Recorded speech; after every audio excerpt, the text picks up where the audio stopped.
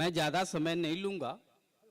20 minute का समय आपने दिया है, 20 मिनट में ही मैं अपनी बात को पूरी करूँगा। नोट कर लें समय, और जब समय हो जाएगा मुझे बता देना, मैं अपनी बात को जो हूँ विराम दे दूँगा। हमारे 5 भगवान हैं। श्री राम भगवान हैं, श्री कृष्ण भगवान हैं, ब्रह्मा हैं, विष्णु हैं और महेश हैं। मैं इन 5 भगवानों को प्रणाम करता हूं और छठे व्यक्ति आदि शंकराचार्य को मैं याद करता हूं। आदि शंकराचार्य के चरणों में मैं अपना सिर झुकाता हूं। भारत माता की जय बोलता हूं। इसके बाद कोई आदि शंकराचार्य तो हो नहीं सकते हैं, लेकिन शंकराचार्य का काम जो था, जो ओझल हो चुका है, जिसको हमने नष्ट कर दिया है, जिसको हमने अपने चित्त से उतार दिया है, उस शंकराचार्य के कामों को फिर से जागृत करने का जो बीड़ा उठाया है डीजी बंजारा जी ने, मैं उनके चरणों में अपना शीश झुकाता हूं, क्योंकि वो सनातन जो आज नष्ट होने वाला है उसको बचाने के लिए आए हुए हैं, आह्वान किए हैं, आपको भी बुलाए हुए हैं। भीड़ कोई क्रांति नहीं करती है, लेकिन भीड़ को रास्ता दिखाने वाला क्रांति करता है। प्रेरक वही होता है, प्रेरणा का स्रोत वही होता है, वही अग्नि को प्रज्वलित करता है। और अग्नि जब प्रज्वलित होती है तो उसके प्रेरक तत्व पूरे ब्रह्मांड को ध्वनि अग्नि जो है देती है। तो उसी तरह से मैं बंजारा जी को एक प्रतीक के तौर पर देखता हूं। मैं प्रतिकार हूं, मैं आंदोलन हूं, मैं युद्ध हूं, मैं विरोध हूं, क्योंकि अभी तक मैंने यही किया है, यही सीखा है। जब विधर्मी सामने हो तो प्रतिकार ही हो सकता है, जब विधर्मी सामने हो तो युद्ध हो सकता है, जब विधर्मी सामने हो तो उसका विरोध, उसका खिलाफ होना चाहिए। लेकिन मेरी ये जो प्रवृत्ति है, उस प्रवृत्ति से विपरीत आज मैं कुछ सार्थक बात करना चाहता हूं, बताना चाहता हूं। राजनीति और धर्म दोनों में जब सामंजस्य नहीं होगा तब कैसे समस्या खड़ी होती है, उसकी बात थोड़े देर के बाद मैं करूंगा। लेकिन सबसे पहले मैं ये कहना चाहता हूं कि ये बात जो है राजनीति है, तो राजनीति के तौर पर ही बात हमको करनी चाहिए। राजनीति तय कर देती है कि गेरुआ वस्त्र आप पहनेंगे कि नहीं पहनेंगे। आपको तय कर दिया तो गेरुआ वस्त्र नहीं पहनना है, ये राजनीति तय करती है। मैं दिल्ली के एक सेमिनार में था, तो मैं कानून और संविधान पर मैं जब बोलने लगा, जब राजनीति को जो मैं कसौटी बनाया तो कहा कि राजनीति के विषय में आप नहीं बोल सकते हैं। हम कहिए राजनीति ने नोटबंदी करा दिया, पुराने नोट नहीं चलेंगे, क्या आप पुराने नोट चला देंगे क्या? तो राजनीति सर्वश्रेष्ठ चीज है। जब राजनीति आपके हाथों में होगी तभी आप सनातन की जो है सुरक्षा कर सकते हैं, अपनी सुरक्षा कर सकते हैं, अपनी परिवार की सुरक्षा कर सकते हैं, अपने समूह की सुरक्षा कर सकते हैं। अगर राजनीति आपके अंदर में नहीं है, राजनीति आपके अंकुश में नहीं है, तो आप कुछ नहीं कर सकते। अब जब राजनीति से सत्ता अलग हो जाती है और जब राजनीति से जब धर्म अलग हो जाता है तो उसका दुष्परिणाम क्या होता है, यह मैं बताना चाहता हूं। जब तक राजनीति के साथ सत्ता के साथ धर्म रहा, तब तक जो है भारत कभी पराजित नहीं हुआ। भारत स्वतंत्र और अखंड तौर पर जो है खड़ा रहा और दुनिया का विश्व बंधुत्व का भारत नारा जो है देते रहा। लेकिन हमारी समस्या कहां खड़ी हुई, इसका इतिहास आप जानेंगे, समझेंगे तो आप कहेंगे कि आप एक पंथ के खिलाफ बोल रहे हैं, आप एक समूह के खिलाफ बोल रहे हैं। मैं किसी समूह के खिलाफ नहीं बोल रहा हूं। बुद्ध जब इस देश में आए, बुद्ध कहा कि हमें पीपल के पेड़ के नीचे या बरगद के पेड़ के नीचे कोई ज्ञान प्राप्त हुआ है।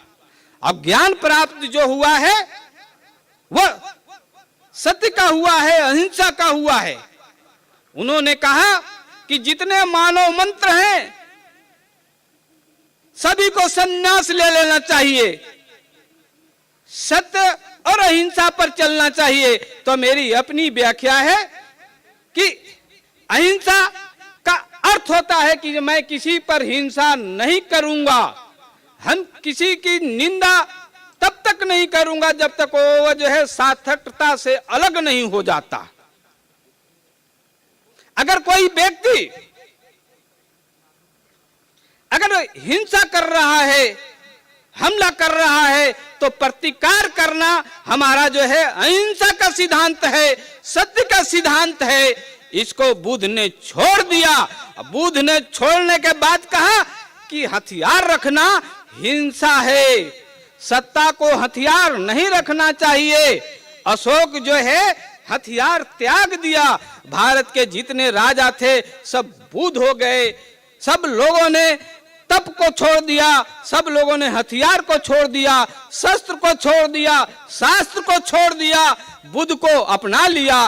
बुद्ध को क्या ज्ञान हुआ था, बरगद के पेड़ के नीचे क्या ज्ञान हुआ था, पीपल के पेड़ के नीचे क्या ज्ञान हुआ था, दुनिया नहीं जानती है। बुद्ध का एक शिष्य पूछता है, क्या पूछता है? कहता है कि जय महाराज, आपको ज्ञान क्या प्राप्त हुआ है, हमें बता दें। हम इतने सालों से आपकी सेवा में हैं, मुझे पता नहीं कि आपको कौन सा ज्ञान प्राप्त हुआ था। तो उन्होंने क्या कहा?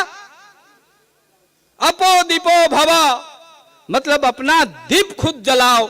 जब हम अपना दीप खुद जलाएंगे तो भाई आपके मार्गदर्शक की जरूरत क्या हो सकती है, भगवान की क्या जरूरत हो सकती है? आप अपने आप को भगवान कहते हैं। समस्या यहां से खड़ी हुई। जिस व्यक्ति को ज्ञान प्राप्त नहीं हुआ, दुनिया को सत्य और अहिंसा का सिद्धांत लेकर के चला गया कि हथियार छोड़ दो। भारत के लोगों ने हथियार छोड़ दिया। समस्या यहां से हुई है।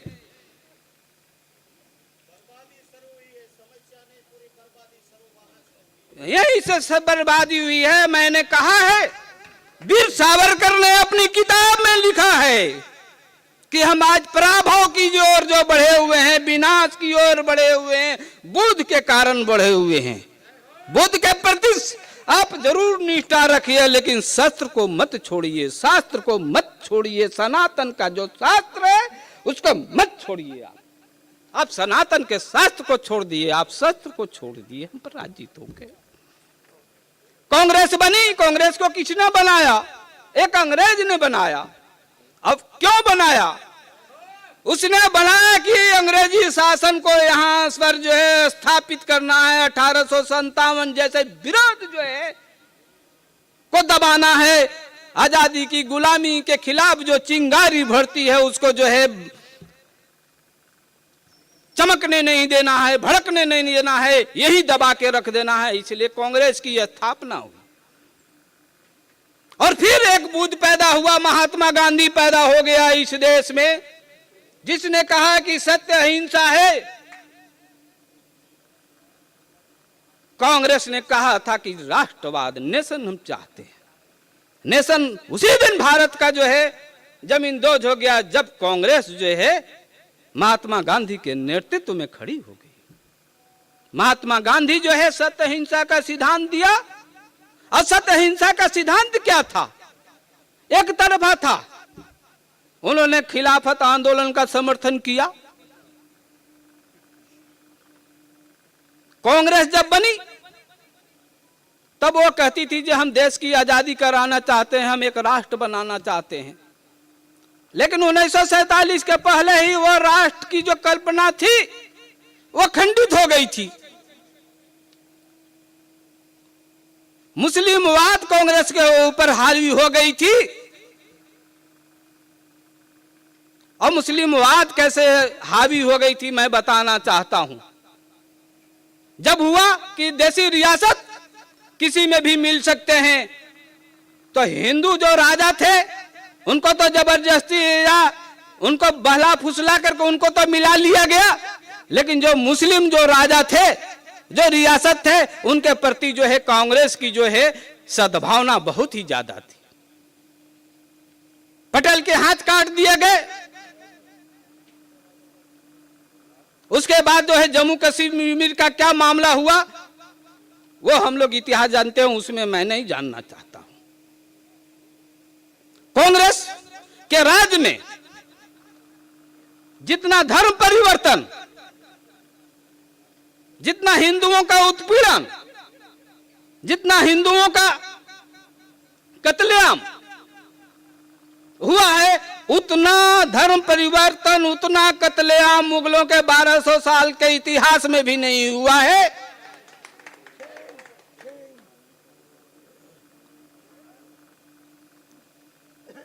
लेकिन हम याद इसको नहीं रखना चाहते। क्यों नहीं रखना चाहते? इसलिए नहीं रखना चाहते कि हम जातियों में बैठे हुए हैं, हम पंथों में बैठे हुए हैं, हम सनातन की बात भूल गए।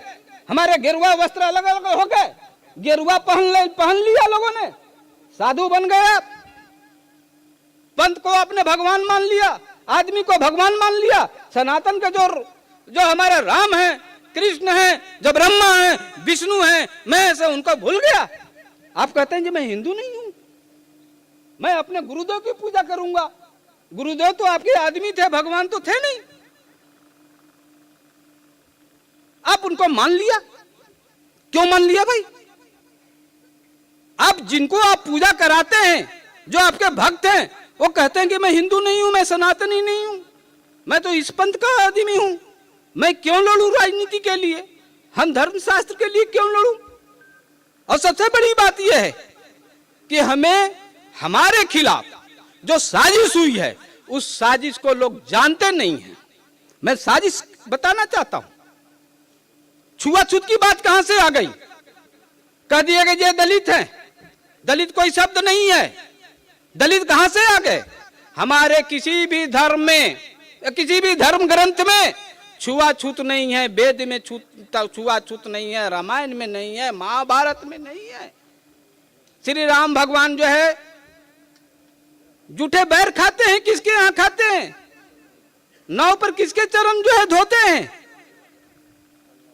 लेकिन हमको बता दिया गया कि सनातन में जो है छुआछूत है, एक दलित है, और दलितों के खिलाफ हमें भड़का दिया गया। हमें कह दिया कि ये अछूत आदमी है, उसके घर में खाना खाओगे तो तुम भ्रष्ट हो जाओगे, दलित हमसे अलग हो गए।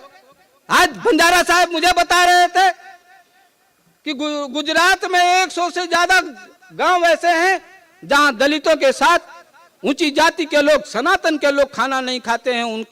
उनकी अगर शव यात्रा होती है तो वो अलग से होती है, वहां नहीं जाते हैं। ये हमारे ऊपर कलंक है। उसको कौन जो है धोएगा? उसको राजनीति नहीं धो सकती है। राजनीति तो वोट के लिए करती है, वोट उसको सबको चाहिए। यह काम जो है सनातन के जो प्रतिनिधि हैं, यहाँ जो गुरु लोग बैठे हुए हैं, मैं इनके चरणों में जो है सिर झुका के कहता हूं कि इस कलंक को धोने के लिए आप लोगों को जाना पड़ेगा। अगर स्वच्छ कोई दलित है तो उसके घर में आपको खाना खाना पड़ेगा, उसको बैठना पड़ेगा। आपकी जो है पत्री में जो लिखा हुआ है कि दलित जो है हमारा पुजारी नहीं बनेगा, किसी पंथ के पत्री में मैंने सुना है। यह बहुत खतरनाक बात है। उस पत्री को कैसे सुधारा जाए, इसका काम कौन करेगा? मैं नहीं कर सकता हूं। मैं रास्ता बता सकता हूं, लोगों को जगा सकता हूं, लेकिन यह काम जो है साधु संतों का है। यह काम जो है साधु के गेरुआ वस्त्र जो पहने हुए हैं उन्हें करना है, मुझे नहीं करना है। मैं बताने वाला हूं करना है आपको। अब मेरा समय हो रहा है। सबसे बड़ी मूर्खता की बात कहता हूं कि अंग्रेज यहां पर आए, कह दिए कि जे अब क्या कहा जाता है कि भारत की खोज अंग्रेजों ने किया था। भारत कहीं भुला गया था क्या भाई? भारत कहीं खोया हुआ था क्या भाई?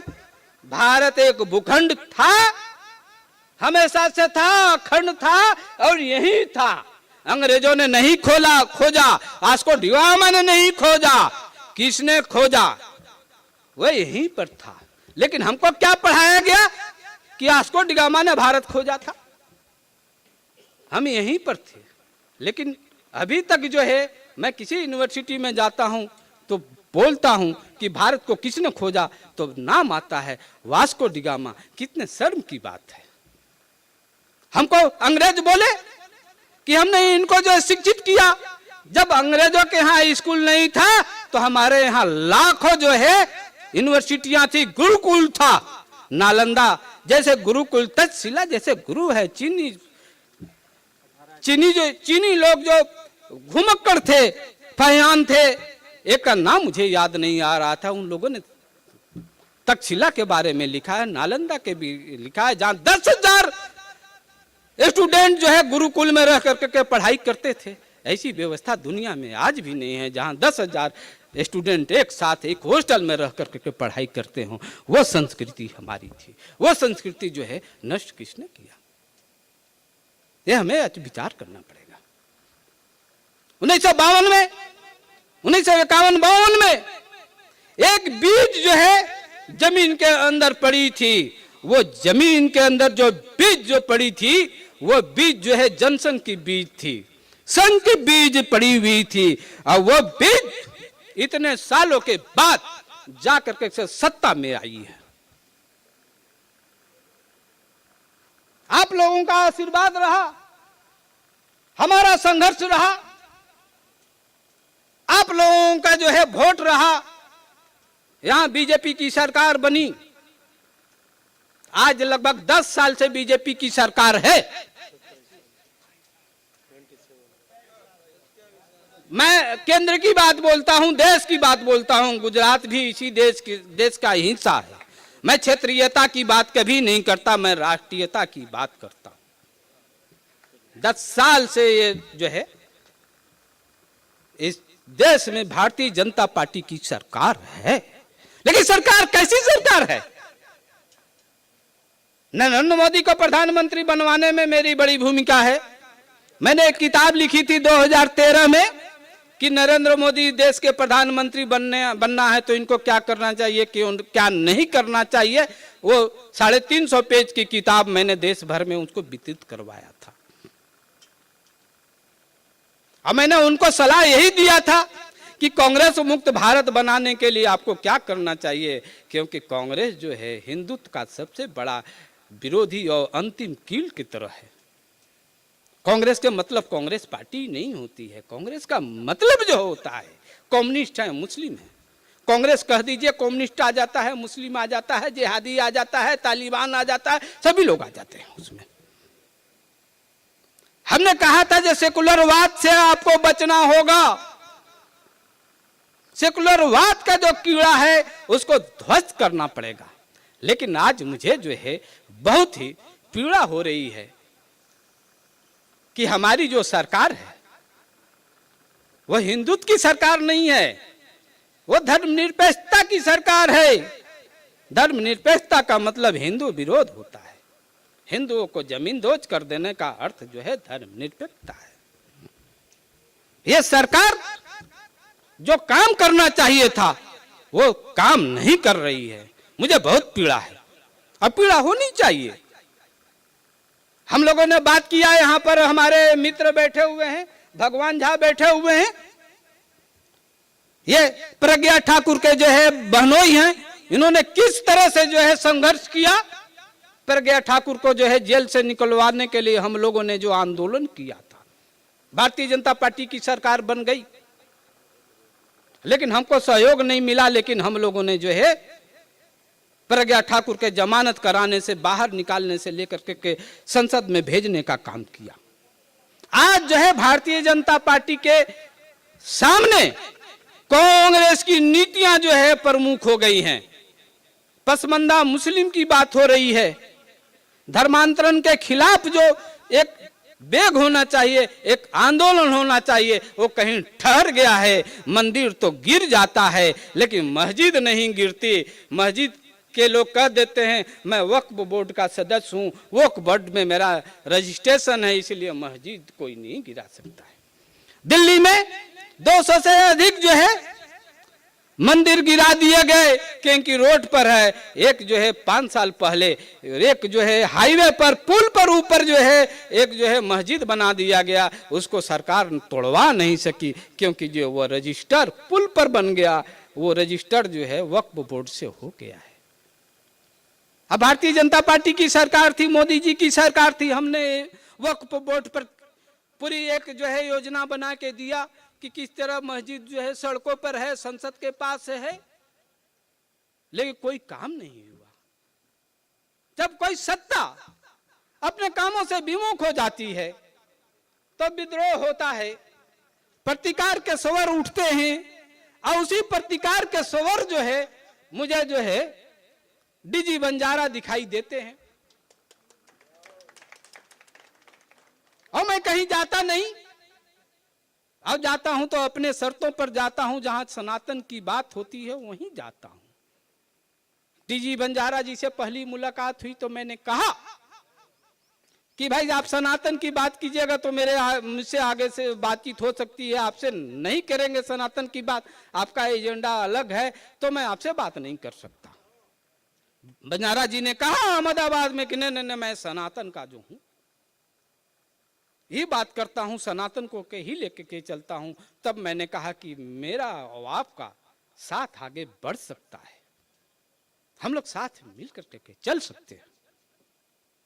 आज जो सेकुलरवाद की जो राजनीति हो रही है, हमारे पास सत्ता है लेकिन सत्ता हमारी नहीं है। हम हिंदू राष्ट्र कहते हैं, संघ बीजेपी ने जो है हिंदू राष्ट्र के नाम पर सत्ता हासिल कर लिया, लेकिन हिंदू राष्ट्र हमको मिला नहीं।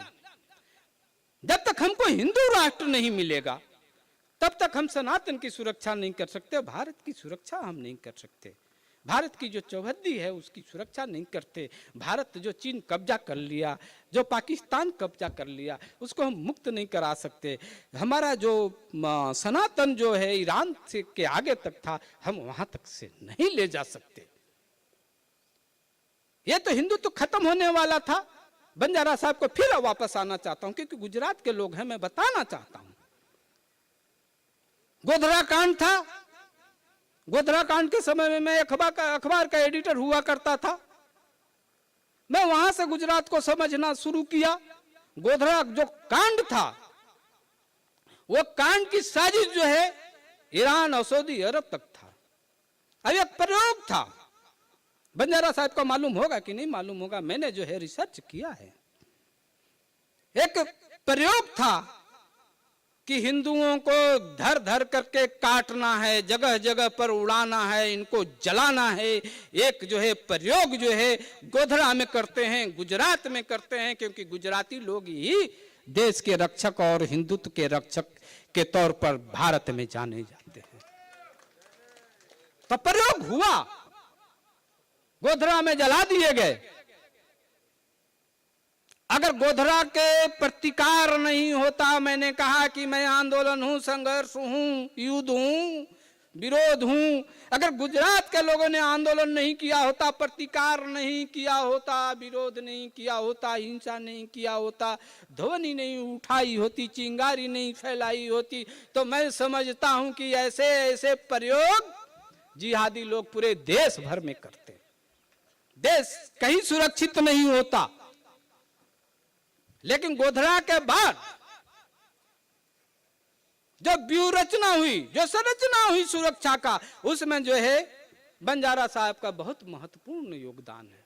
21 एनकाउंटर इन्होंने ऑफिशियल कराया है, कानून सम्मत कराया है। बाकी की बात मैं नहीं करता, बाकी की बात आप समझ सकते हो। अगर इन्होंने नहीं कराया होता, अगर सुरक्षा चाक चौबंद नहीं कराया होता तो गोधरा एक नहीं देश में होता, 100, 200, 4,000 गोधरा होता।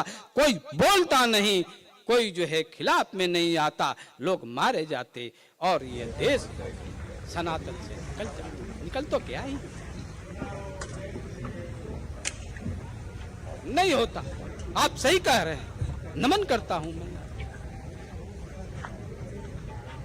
आज फिर यह परिस्थितियां खड़ी हो गई है, आज यह परिस्थितियां खड़ी हो गई है, तो ऐसी परिस्थितियों का निराकरण क्या है?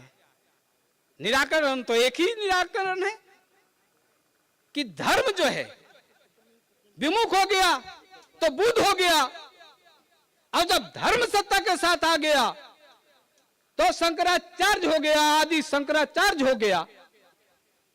आदि शंकराचार्य को भी राज्य का सहयोग मिला था, ऐसा नहीं है कि जो राज्य का सहयोग नहीं मिला था।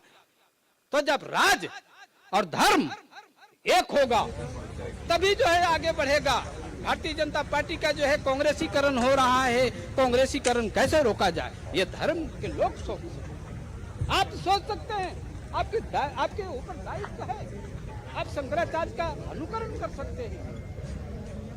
सत्ता हासिल होगी तो जगाना आपको है, जो हम जातियों में बटे हुए हैं, जो हाँ सत्ता होगी, सत्ता के लिए इन्होंने एक सिद्धांत दे दिया है, बंजारा जी ने एक सिद्धांत दिया है कि देश में अब राज करने के लिए दो पार्टियां होनी चाहिए, और दोनों पार्टियों का एजेंडा जो है हिंदुत्व का होना चाहिए, पक्ष का भी होना चाहिए, विपक्ष का भी होना चाहिए, ताकि दबाव बना रहेगा। एक ऐसी पार्टी की संरचना होनी चाहिए जो बीजेपी को कह सके, मोदी जी को कह सके कि भाई मोदी जी आप हमारे अपने हैं, हमने अपने खून और पसीना से आपको प्रधानमंत्री बनाया है, आप हमारे जो एजेंडा है, हमारा जो सिद्धांत है, हमारा जो संहिता है उसकी आप रक्षा कीजिए। अगर नहीं कर पा रहे हैं तो हमें कोई विकल्प जो है देखना पड़ेगा। आज विकल्प का अभाव है, हम कहीं जाना चाहते हैं तो कोई विकल्प नहीं है, और जब विकल्प होगा तभी हम कहीं जा सकते हैं। तो विकल्प तो है, विकल्प है। अगर कोई गुरु वंदना जैसी पार्टी या जैसी संगठन अगर देश में आगे बढ़ता है तो एक दबाव जो है बनेगा, और उस दबाव से जो है सत्ता का हिंदूकरण हो सकता है। इसलिए हम सभी को जो है प्रयास करना चाहिए। और जो यहाँ पर हिंदू संत हैं,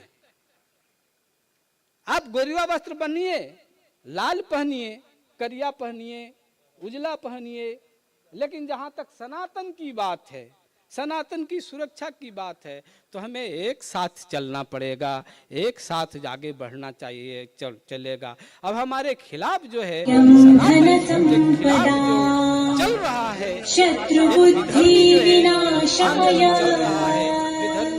दीपक ज्योति नमोस्तुते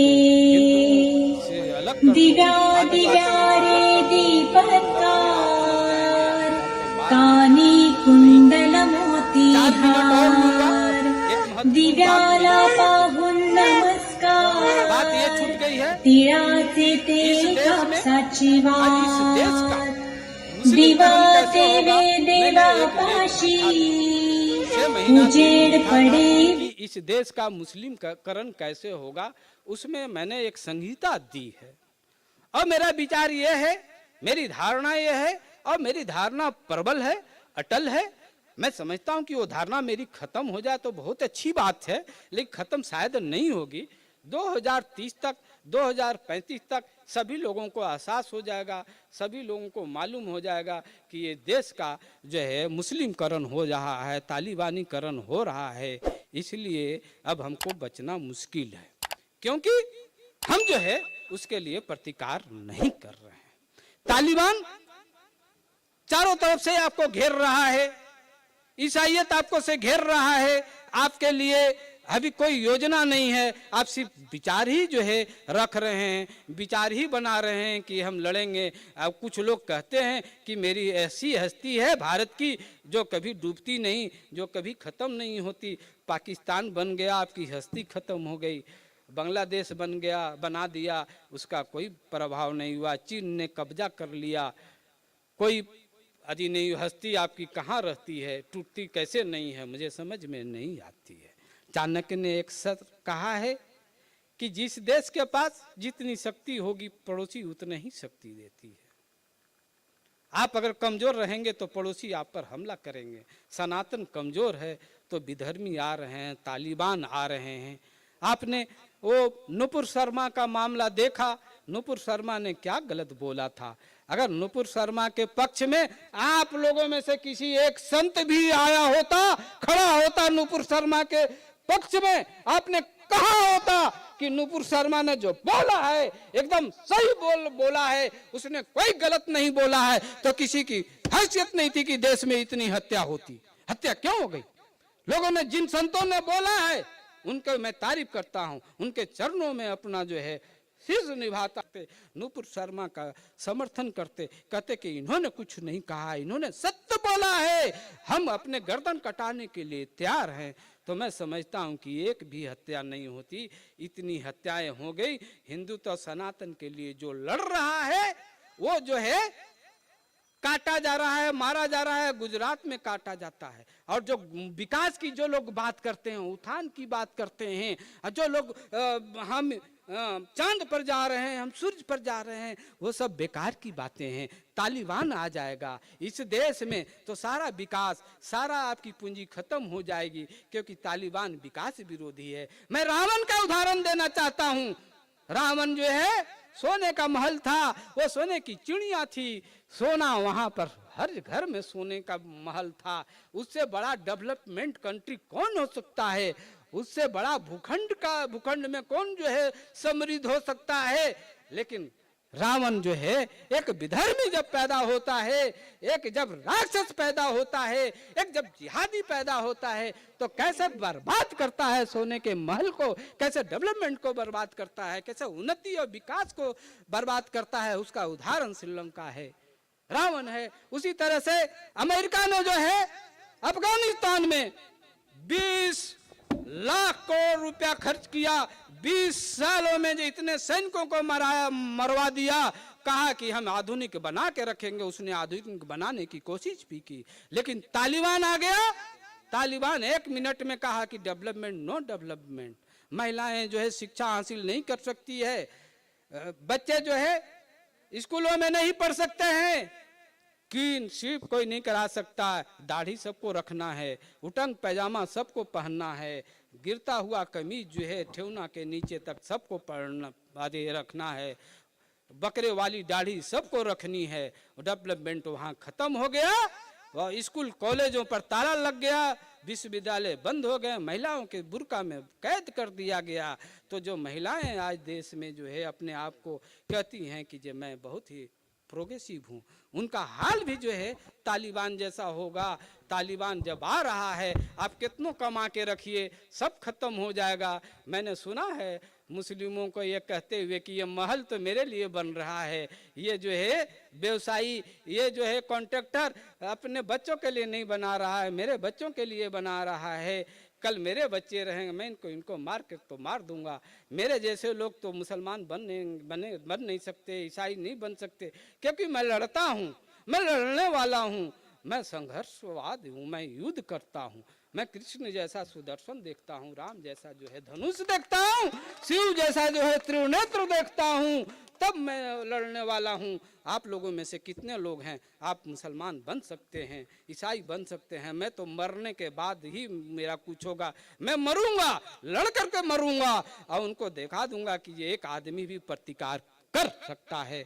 तो ये शक्ति जो है आपको विकसित करनी पड़ेगी, ये शक्ति आपको लानी पड़ेगी, और एक ऐसा दल जो है आपको बनाना पड़ेगा जो धर्म आधारित हो। और धर्म के लोग जो है, धर्म के 2 पार्ट जो महत्वपूर्ण है, जिस पर धर्म जो है खड़ा होता है, वो दो पार्ट है, एक शास्त्र है और दूसरा शस्त्र है। हमारे सारे भगवान शस्त्रधारी हैं, तो यहाँ पर जो संत बैठे हुए हैं वो शस्त्र विहीन क्यों हैं? अगर शस्त्रधारी हमारे अगर संत होते तो पाल घर में निरीह साधुओं की हत्या नहीं हो सकती थी। क्या हो सकती थी आप बता दो? नहीं हो सकती थी।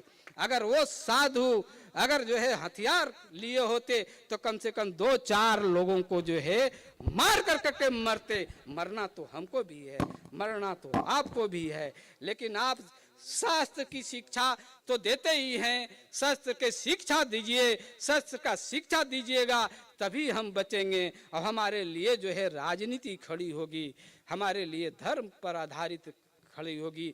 हम धर्म जो है राजनीति को निर्देश दे, सत्ता को निर्देश दे, और सत्ता को जब राजनीति निर्देश देगी तो राजनीति को जब जो है धर्म सत्ता निर्देश देगी तो मैं समझता हूँ कि राजनीतिक शुद्धिकरण होगा, राजनीति का जो है विकास होगा, राजनीति सनातन के उन्मुख होगा।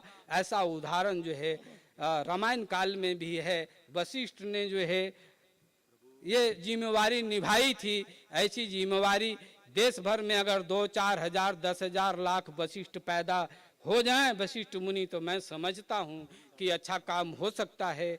और मैं इन्होंने जो खड़ा किया है संगठन, बंजारा जी ने संगठन खड़ा किया है, ये संगठन आगे जाए, इसमें तन मन धन से मैं लगा हुआ हूँ। मैं सनातन के लिए जो भी कार्य होगा मैं करूँगा, और जो सिद्धांत जो संहिता दिया है बंजारा जी, उस संहिता को कम से कम पढ़ें, उस संहिता के साथ साथ चलें, तो मेरी जो है यही कामना है, और उस संहिता के साथ चलें। और बंजारा जी से मैं एक निवेदन करना चाहता हूँ, आप लोगों से निवेदन करना चाहता हूँ कि आगे अगर कोई बैनर बने तो हमारे जो 5 भगवान हैं उन 5 भगवानों का तस्वीर जरूर होना चाहिए, और कहीं न कहीं उसमें भारत माता की तस्वीर होनी चाहिए, और कहीं न कहीं शंकराचार्य आदि शंकराचार्य की तस्वीर भी होनी चाहिए, ताकि हमें आने वाले पीढ़ी को बताना होगा कि हमारी विरासत क्या है, और हमारी विरासत जो है वो किस अस्तित्व पर टिकेगा। अगर हमारी विरासत खत्म हो जाएगी तो आने वाली पीढ़ी भी नहीं होगी। इन्हीं विषयों से को मैं रख करके अपनी बात जो है ख़त्म करता हूँ। समय ज़्यादा हो गया होगा कुछ, या मेरी बातों पर डी बंजारा या गुरुजनों का कोई अगर कुछ ऐसी बात होगी तो मैं चाहता हूं कि जे वो मुझे क्षमा कर देंगे। मैं सभी गुरुजनों को, क्योंकि गेरुआ वस्त्र पहने हुए हैं, गुरु हों अथवा न हों, वो गुरु धर्म का पालन करते हों या नहीं करते हों, फिर भी जब गेरुआ वस्त्र पहने हुए हैं तो मेरी आस्था है, मैं उन सभी गुरुओं को नमन करता हूँ, अपना शीश झुकाता हूँ जो यहाँ पर उपस्थित हैं और सनातन की सुरक्षा के लिए यहाँ पर आगे बढ़ रहे हैं। जय भारत, जय शंकराचार्य, भगवान राम को प्रणाम, कृष्ण को प्रणाम, विष्णु महेश सबको मैं प्रणाम करता हूँ।